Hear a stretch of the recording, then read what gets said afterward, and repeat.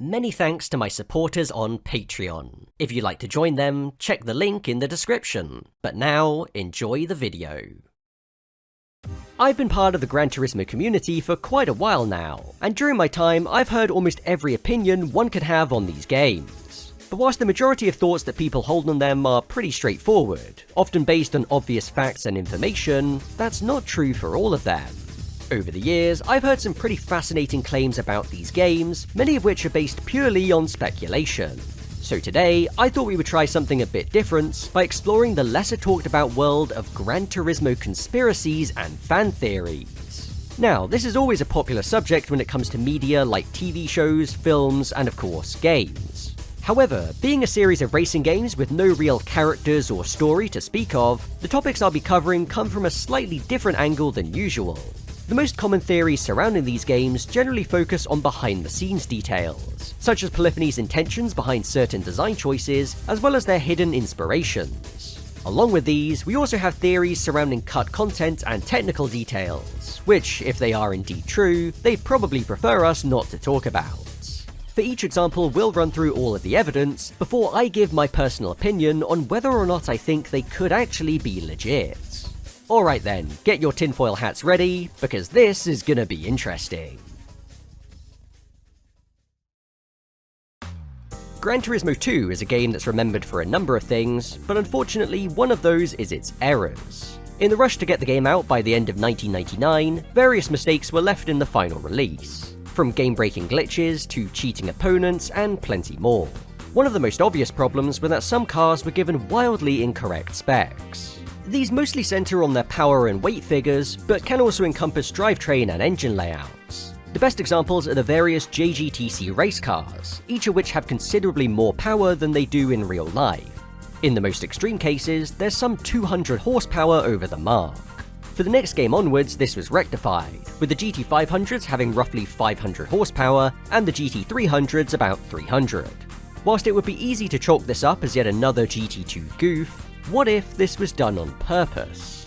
Yes, our first theory suggests that the exaggerated power figures for GT2's JGTC cars was a deliberate decision.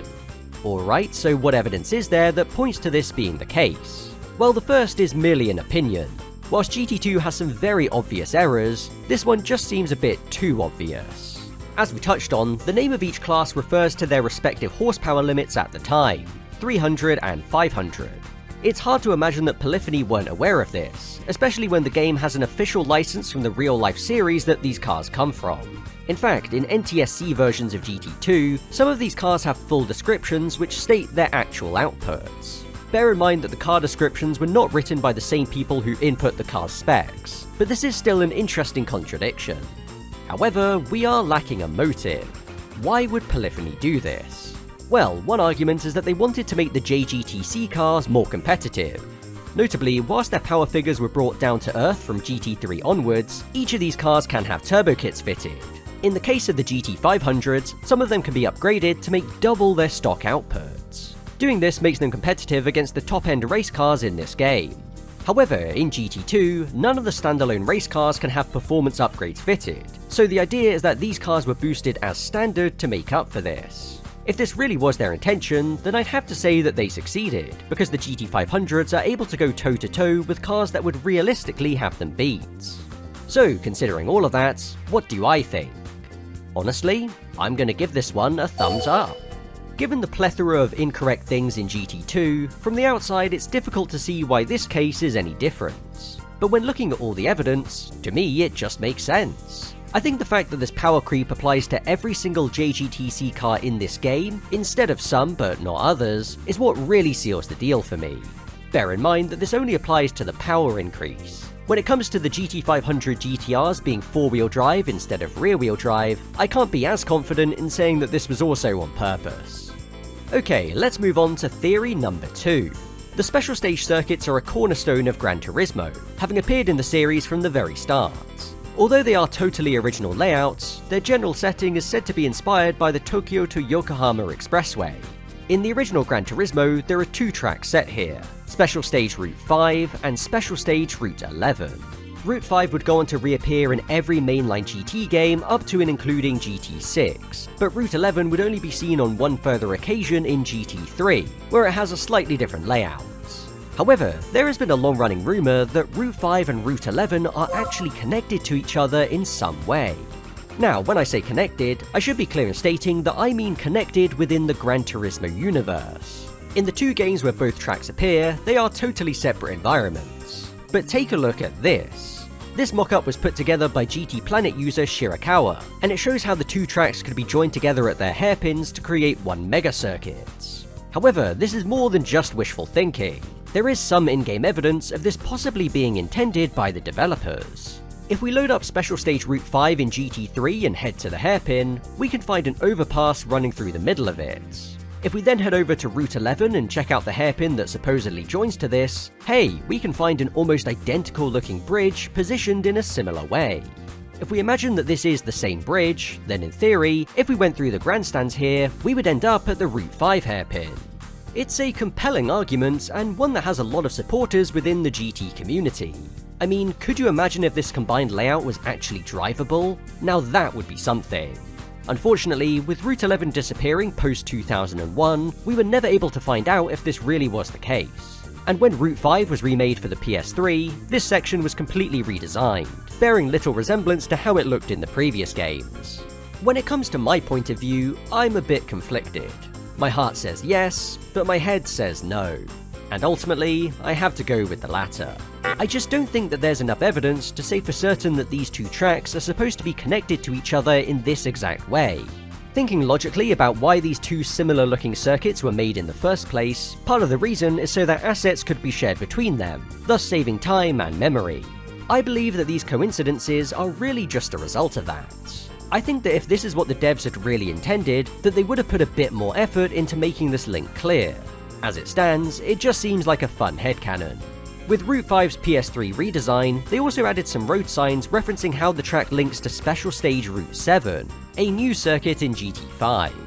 Interestingly, the bridge that you drive over on this layout can actually be seen in the background of GT3's Route 11. They're both based on the real-life Yokohama Bay Bridge. If we imagine that all of the GT original circuits exist in their own world, there's no doubt that the special stage tracks would be located near each other. However, to me, it always seemed like players thought about the logistics of this much more deeply than Polyphony ever did. Buying your first car is a cornerstone of the Gran Turismo experience. Well, unless you're playing Gran Turismo 6, in which case the decision is taken completely out of your hands. In this game, you are forced to buy a Honda Fit RS as your starter, even though you're given enough money to afford something much better. Now, I am not a fan of this design choice. Letting players decide which car to start with is an easy way to get them invested, and in the older games, your choice of car played a crucial role in how your playthrough would progress, based on which events it was eligible for. So, to abandon all of that for no obvious reason is kind of baffling. And the way they did it, not just giving you the car, but forcing you to go into the dealership and buy it, frankly just feels like an insult. I've talked about my thoughts on this a couple of times before, and on each occasion I've seen comments echoing the same thing. The reason why you're forced to buy the Fit must be because Honda paid Gran Turismo to do this. As these games have such a large player base, the idea is that in return, Honda would get a load of promotion for their second-gen Fit, a car which most players would otherwise have no reason to look at twice. They say that all publicity is good publicity, but in this case, I'm not so sure. Having a car thrust upon you is not a great way to improve its reputation, and I know there are some GT6 players out there who despise this car because of that. Alright, I'm not going to spend any longer entertaining this theory, because I think it's total BS for various reasons. For one, if this really was part of a paid promotion, I'm pretty sure that Gran Turismo would have to disclose this, which they didn't. Number 2, at the time, Gran Turismo had a very close relationship with Nissan. In fact, prior to release, this game got a GT Academy themed demo where the only cars included were all Nissan models. This makes a collaboration with Honda in this way even more unlikely. And to top it all off, by the time the game released, this generation of Fit had already been replaced IRL. You'd imagine that if Gran Turismo were trying to advertise a car through their game, said game would at least include the latest version of that car. No, the real reason behind making everyone start with this car, I believe, was just to simplify the experience for newer players. We can find various other design decisions in this game which feed into this as well. These were their first attempts to streamline the single-player career, something which has only become more apparent in recent times. With GT6 having more than 1,200 cars, I think that they were concerned that newer players could become overwhelmed by the sheer number of options. As such, they settled on removing this choice entirely. When it comes to the specific car they decided for us, it makes sense that they would choose a model that was new to the game. And when looking at the appropriate options, there's only 4 that really make sense. The Mazda Demio Sport, Toyota Aqua S, Toyota Vitz F, and the Honda Fit RS. From these, they just so happened to choose the Fits, and that was that. No conspiracy necessary. Sticking with GT6, our next theory is also centered on this game, but looking at it from a broader perspective. The thing about Gran Turismo is that each mainline game was designed with a clear purpose that's still evident even when revisiting them in current day. The original is of course the original. It redefined what a racing game was capable of, and laid the groundwork for all of the games that come after it. GT2 was the first sequel, massively expanding on the content from the first game to create a much deeper experience. GT3 represented the series' first generational leap, making the PS1 games look incredibly outdated, while still retaining the basic blueprints of what made them so enjoyable. GT4 took the framework of GT3 and expanded on it in ways that made it feel distinctly different, such as with its older historic vehicles, as well as the many new real-world circuit locations, which give the game a more international flavour. GT5 aimed to use the full potential of its new hardware to include many highly requested features, from a cockpit view to online play, full car damage simulation, and plenty more. GT Sport was a total reinvention of the series, doing away with the baggage from past entries and structuring itself around one key aspect: competitive online racing. And then we have GT7, which aimed to take what GT Sport did well and combine this with a more traditional experience that brought the series back to its roots. Well, at least that's how it was advertised. The thing about Gran Turismo 6 is that it doesn't really have an obvious raison d'etre in the same way as those other games. Sure, it has more cars and tracks than GT5, and every other Gran Turismo game, but that title wasn't exactly lacking in terms of content. At the same time, it didn't fundamentally improve on many things from the previous game. Many of the complaints that you could throw at GT5 also apply to GT6. Back when I was making my GT Origins retrospective series last year, I made the point that GT6 is easily the least impactful mainline game when it comes to the overall story of this franchise. That's not to say that there isn't plenty to enjoy about it, because there still is, but nothing within it feels all too meaningful when it comes to the direction of the series from that point onwards. Of course, the fact that it released as a PS3 exclusive when the PS4 was already on the market only added to its irrelevance. In some ways, it kind of feels like GT6 wasn't created with any explicit purpose other than to be a second PS3 Gran Turismo game. And that's where our theory finally comes in. Rather than being a purely creative endeavour, was GT6 instead made under obligation? The thought process here is that as this game didn't fundamentally have any reason to really exist, in the same way as past and future entries, it was merely a product of Sony's desire to have a new GT game on the market at the time. The development of Gran Turismo 5 was not only infamously long and arduous, but also expensive. In 2009, series producer Kazunori Yamauchi stated that the total development cost of the game was around $60 million, but it's rumoured that the final product ended up being as much as $80 million. Either way, that's a lot of cheddar which needed to be forked over by Sony to fund the project. So, to get their money's worth, it's suggested that they were the ones who came up with the idea for a second PS3 Gran Turismo as effectively a minor expansion of GT5. This would help them to recoup some of the costs, before Polyphony decided to start from scratch again on the PS4. This would also explain why GT6 feels somewhat directionless, as Polyphony didn't have any grander ambitions with this game like they did with other entries. You know, the more I think about it, the more I buy into this theory. To me, it all checks out, and I don't see any contradictions. I think the fact that GT6 is the only mainline GT game outside of the original to not be delayed also plays into this. Because if Sony were pulling the strings, there's effectively no reason why it should have been delayed. The GT team could have added as much to the game within the time they were given, and anything they didn't end up finishing could have been added later through updates. From that perspective, there was no reason for this game's release to ever be pushed back. Of course, if this is true, there's no way that Polyphony or Sony would ever admit to it. but as an argument, it explains a lot about how and why GT6 is the way that it is. When it comes to cut content in Gran Turismo, undoubtedly one of the biggest discoveries ever made came in July of 2019. Data for many tracks from previous games, including GT PSP, GT4, GT4 Prologue, GT3, and even GT2, were discovered hidden in the files of Gran Turismo 5. Many of them were even found to be playable, and have since been restored through the GT5 Master Mod.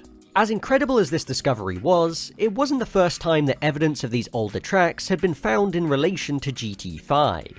Back in 2011, course logos for 25 of these returning circuits were uncovered on a section of the official Gran Turismo 5 website. But whilst a few of them, namely Twin Ring Motegi, Apricot Hill, and Midfield Raceway, did return officially in the PS3 era, the vast majority never did. At the time, there was strong speculation that these circuits were planned to return as DLC, and this is the subject of theory number 5. So, beyond just the leftovers, what evidence is there of this being the case? Well, these older tracks were seen in official media relating to the game. The trailer shown at the 2010 Tokyo Game Show featured both El Capitan and Ice Arena, although in both cases, this was just pre-rendered footage from Gran Turismo on the PSP. Fast forward a few years, and in June 2013, a trailer was shown unveiling the Acura NSX concept in GT5. Within it, we can find not only the PS2 version of Apricot Hill prior to its return in GT6, but also Seattle circuits, which is still yet to reappear. It wasn't much, but at the time it definitely added to the speculation that these tracks were coming at some point.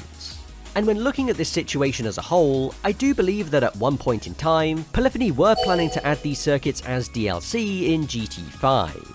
I mean, surely they didn't keep all these assets around for that many years, just to show them for a few seconds in a random trailer. The DLC argument is the most logical explanation. I believe that their plan was to use the PS2 assets for each course, but with some minor improvements, such as higher resolution textures, and of course improved lighting thanks to the new game engine.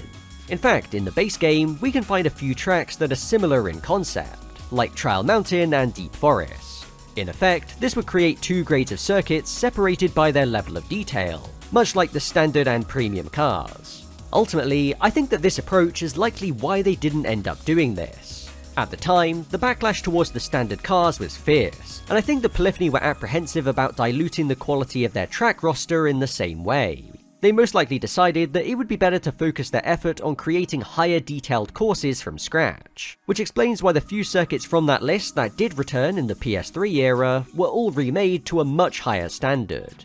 And speaking of assets that were created to a higher standard, that leads me onto our next theory. The standard car versus premium car divide was one of the biggest talking points during the PS3 era of Gran Turismo. While some didn't mind them, many people detested these crusty looking PS2 models, and were happy to see them finally done away with. Ever since then, each car has been modelled to the same standard, which Polyphony has since dubbed as Super Premium. In many ways, it's hard to argue with this. The cars in GT7 look absolutely stunning. However, in this game, it's possible that there is still a divide, but one so subtle that simply nobody has really noticed it. Back when GT Sport first came out, the vast majority of its 130 cars were entirely new models to the series, hence why there were so few of them to begin with. Of course, through updates this number began to grow, with the game eventually adding over 200 cars in total to that initial figure. But something that you might have noticed is that the vast majority of these cars that were added in updates just so happen to already have premium models in the PS3 games. They almost always reflect the exact same spec and model year as well.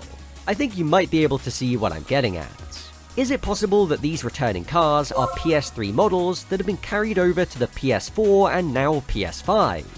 Well, there is more to this theory than just these cars being the same as the ones in the PS3 games. During the development of GT5, Kaz stated that the premium cars were like a glimpse into the future of the GT series, and that they were perhaps more appropriate for a future console. From this statement, it's obvious what he's trying to say. These cars were modelled to such a high standard for the time that they are effectively future-proof. As such, this would allow them to continue appearing in the games going forwards, with only minor improvements if any. Of course, technology has progressed since then, but generational leaps are no longer as drastic as we saw between the PS2 and PS3.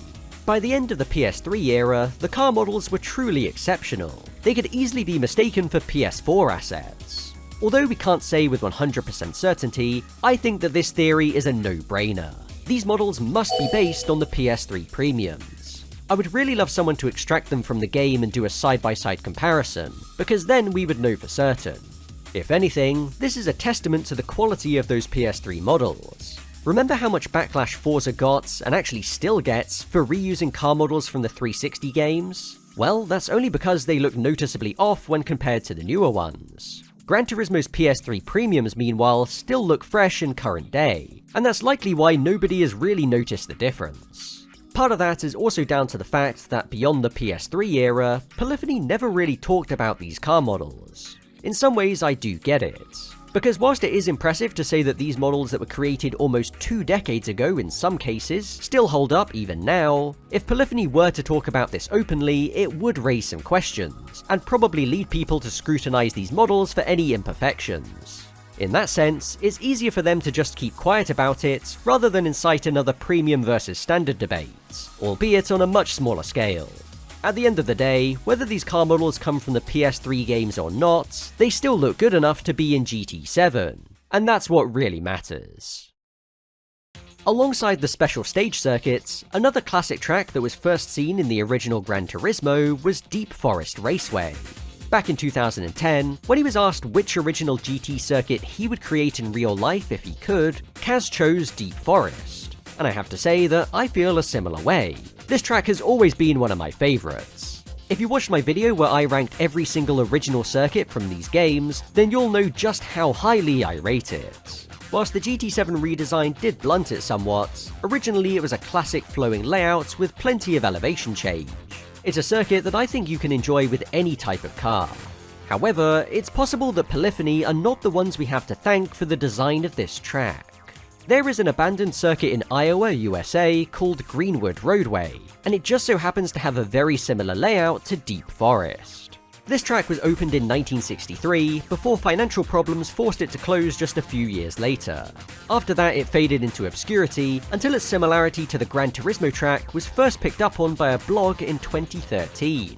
This blog post not only compared the two tracks, but theorized that the Gran Turismo team must have used Greenwood as inspiration for Deep Forest. Not only are their layouts similar, but their general topography seems to line up as well.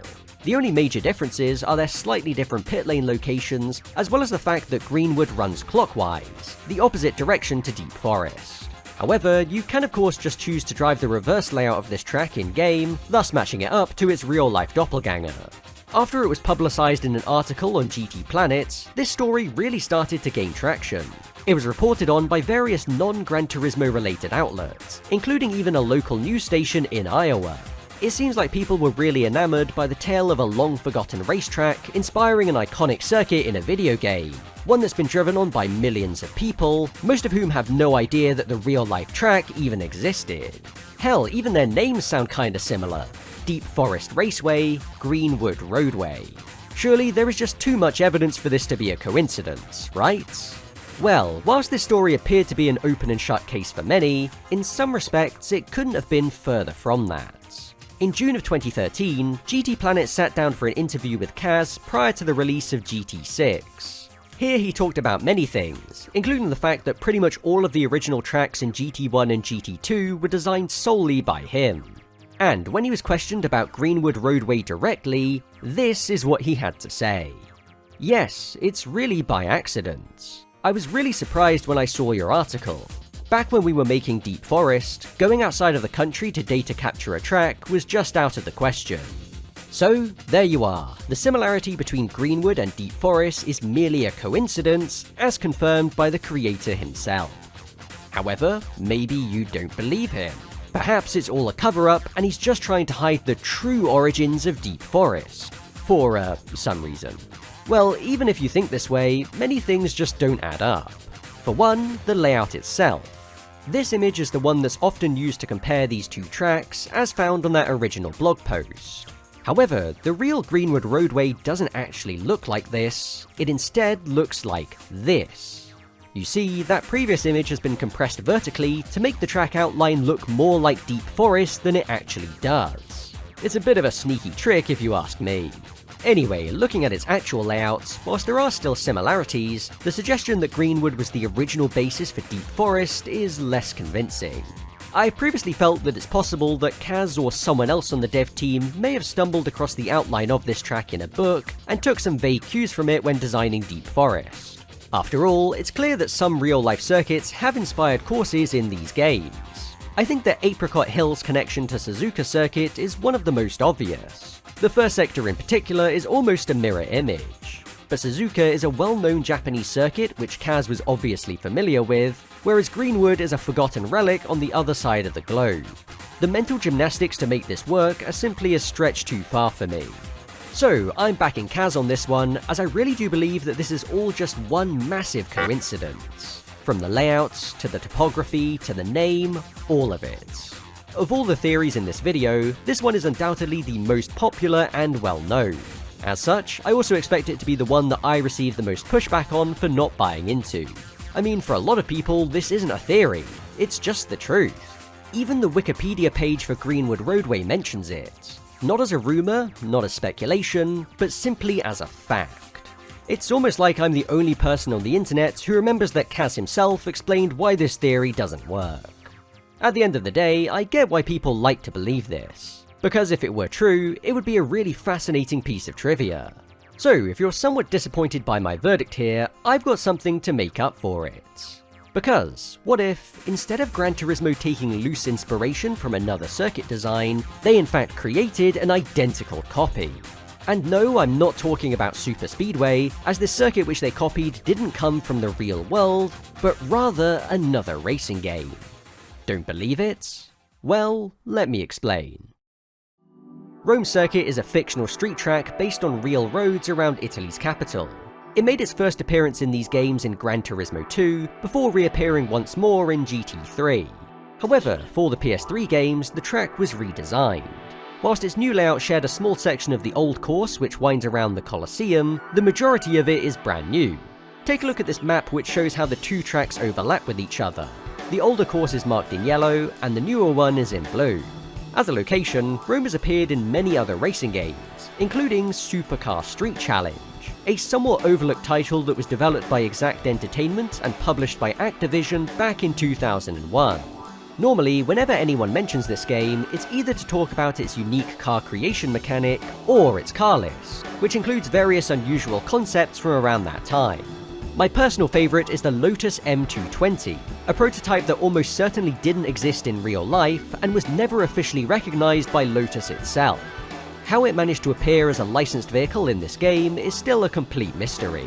Anyway, now I'm getting off topic. All of the tracks that appear in this game are based on major real-world cities, from London to Los Angeles, Paris to Munich, and of course, Rome. One of the shorter layouts of this track is known as Rome South, and its design should be very familiar. Yes, this course uses the exact same road layout as the version of Rome Circuit that debuted in Gran Turismo 5, 9 years before that game came out. Even the start-finish line is in roughly the same place. Now, it has to be said that during gameplay, these two tracks do look a fair bit different. The reason for this is that the version in GT is lined with trackside barriers, as if it were designed to be a real circuit. In Supercar Street Challenge, it's far more open, and also has considerably less elevation change. Just like the Greenwood to Deep Forest comparison, both versions of the track run in opposite directions by default, which is a funny coincidence.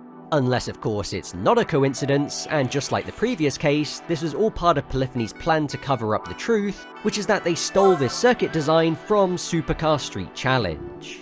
I suppose if you were going to copy a track from another racing game, it would make sense to choose one that almost nobody remembers. Your odds of getting away with it are far higher. However, I honestly think that this theory has even less credibility than the Deep Forest one. Like I mentioned, Rome Circuit already existed as far back as GT2 in 1999.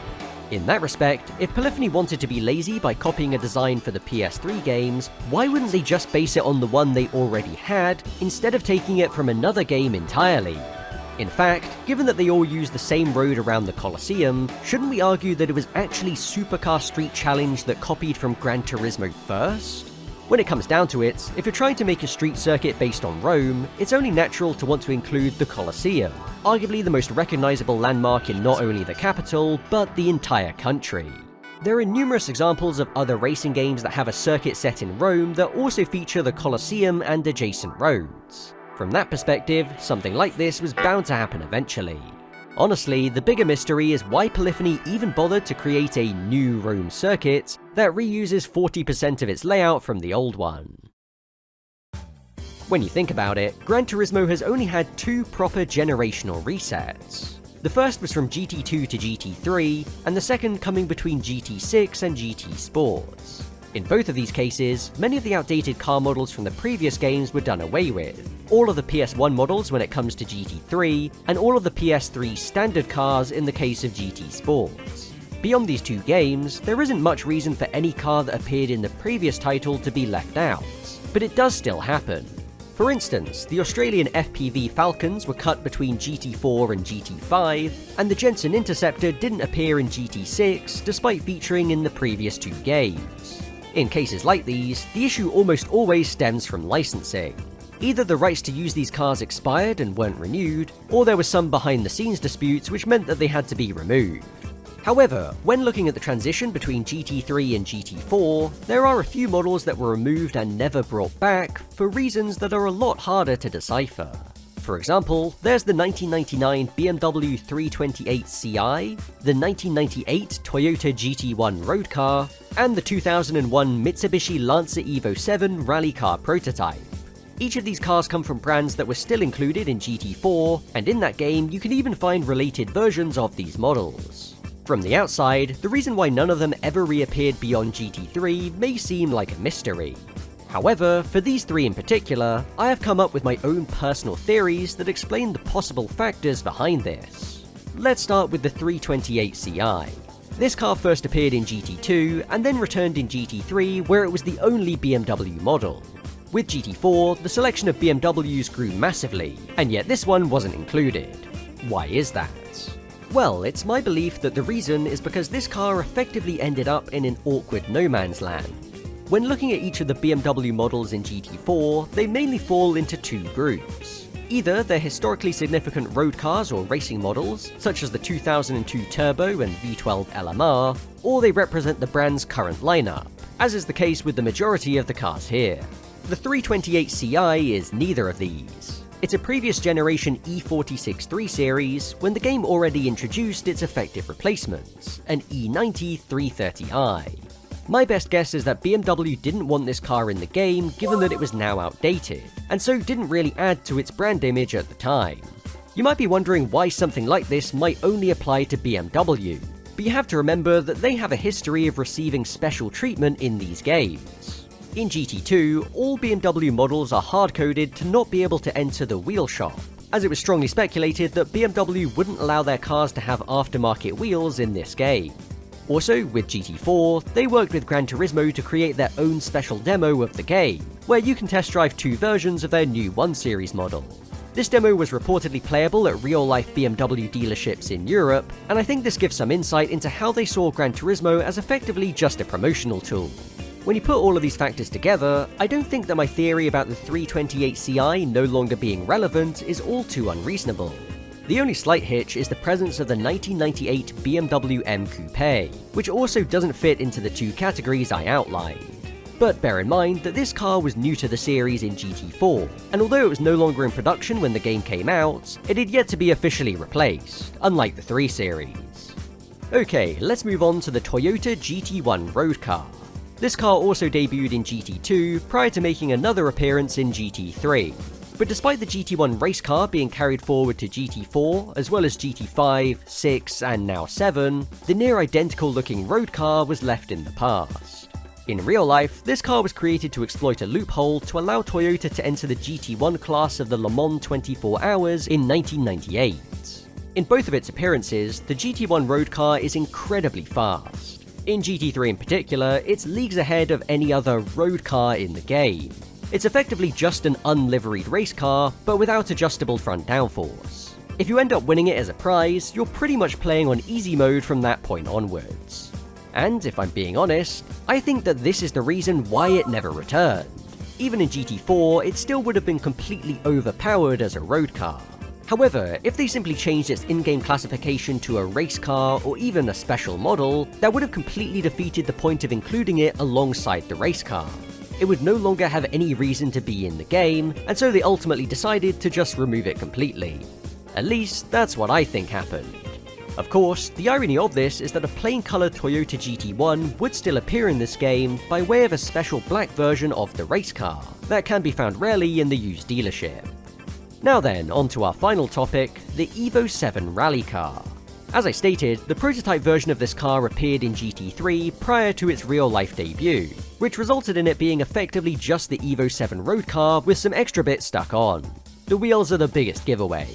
However, for Gran Turismo Concept the following year, the official 2001 World Rally car replaced it. And as it would turn out, this spin-off game was the only time that this car would ever be playable, as it did not return for GT4. Compared to the previous two cars, this case is a little bit different, as it's the only one of the three to have evidence of it being intended to appear in GT4 at some point. In May of 2003, the game was officially unveiled, and among the host of screenshots that were released, we can find images of the Evo 7 rally car at Grand Canyon. What this means is that the decision to cut this car from the game came at some point between GT4's initial unveiling and its final release. There are leftovers of the car hidden in GT4 Prologue, which came out at the end of 2003, but beyond this point, it was never seen again.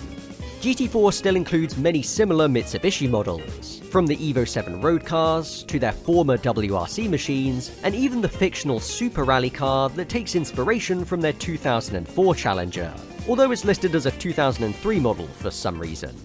If you're on top of your motorsport history, then you might have already worked out my theory for why the Evo 7 rally car was so quickly brushed aside.